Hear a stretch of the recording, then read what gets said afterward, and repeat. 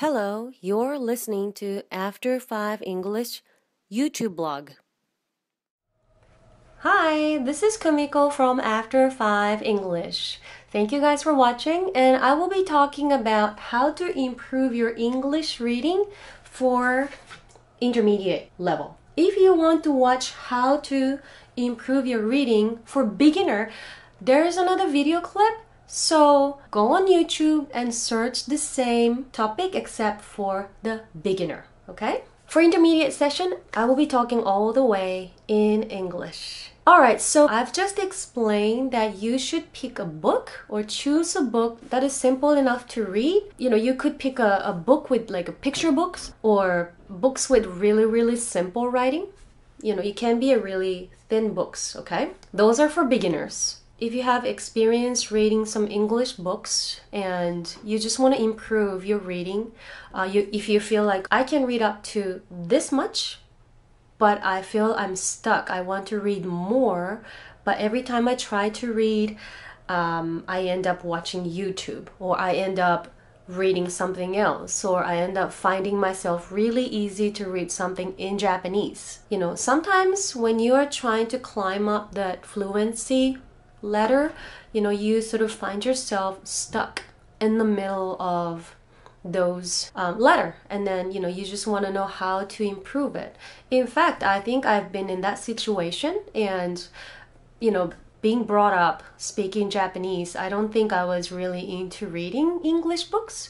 I've always liked reading Japanese books. I've always liked reading novels. I've always liked reading some non-fiction stories. So it's about getting into a habit. The purpose of reading is to get information and to understand the content, okay? You don't necessarily need to translate. You are not going to translate. You are going to read English and understanding English.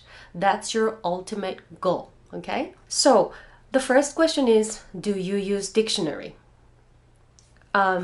If you want to understand the content, I would say you should use the dictionary because you already have the Japanese background, you have the knowledge and education already. And if you want to enhance, if you want to get more understanding, for that purpose, I think you can do dictionary, but don't rely on it too much, okay? And you should try to learn how to use the dictionary too, because dictionary itself is very profound. There's so much information in the dictionary. Don't just rely on the first definition. There's so many definitions, and it really depends on the context of the story that you're reading. For example, you could, you want to know the word apply, A-P-P-L-Y, apply. Apply usually means to submit your application, or apply means to use, okay? But sometimes apply means to put something on, like apply a makeup or apply a cream. So it really depends on the situation. You need to really, there's always different meanings, okay, within one word. The only thing I could say is, if you're really stuck and then you don't really know how to improve reading, you should make it a habit. Maybe give yourself half an hour every day to read something. It could be a newspaper article, and it could also be a page from a book, but do some reading every single day. And just remember, you need to get information, or you want to understand the content, not to translate. Okay, that's important. That's a big difference. If you want to translate, fine, but it's going to take forever, okay? You are going to have to read it and understand in English at the same time. If you want to become a translator, yeah, fine. By all means, go ahead. But if you're not going to become a translator, and then, it's easy and it saves a lot of time just to read in English and understand in English, and I think you can do that. Okay? Yeah, so practice reading. If you happen to read a book that's really difficult, try not to read something that's too difficult for you.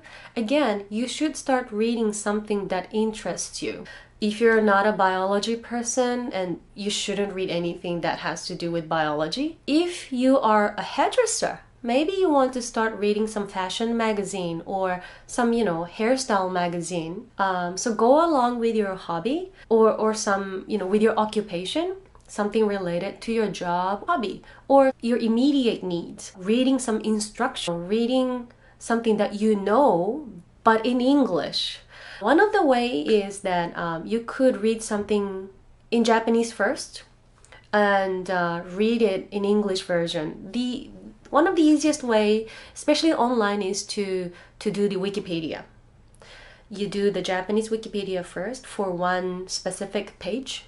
You know, if you want to know about, let's say, Michael Jordan, you can read something about Michael Jordan on Wikipedia, and once you finish reading, you know, particular section, and then switch it to English.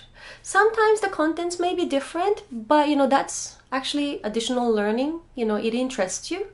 So yeah, you could do that. You could do the Japanese and English version, or you can skip the Japanese version and then you could just go right into the English version. But yeah, set the time and yep, just keep on practicing. But read what you want to know, you know, what interests you the most. Nothing can be worse than wasting time reading something that you don't need to know, okay?